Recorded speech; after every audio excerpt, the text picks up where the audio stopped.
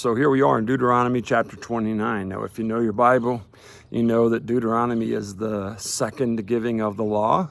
So the children of Israel disobeyed God, didn't go in and do what he said, so he made them wander in the wilderness for 40 years.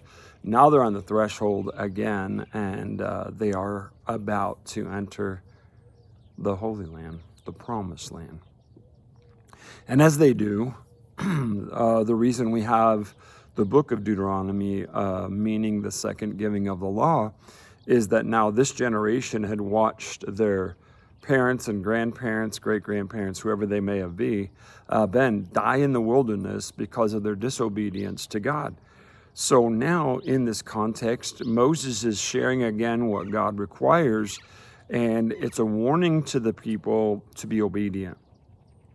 Now as they're getting ready here, we're nearing the end of the book of Deuteronomy, there's this amazing statement that takes place that is so applicable for you and I today. It's just going to read one verse, and it's verse number 29 in chapter 29. So hear it. The Lord our God has secrets known to no one. We are not accountable for them, but we and our children are accountable forever for all that he has revealed to us, so that we may obey all the terms of these instructions.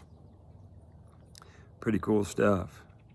So as I listen to that, you look up into space, you see all the wonders and just the absolute amazingness of God's creation.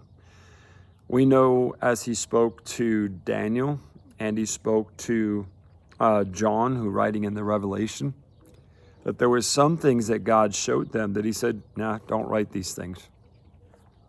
There was like secret things that God has not yet revealed. And it's not that we have to know everything.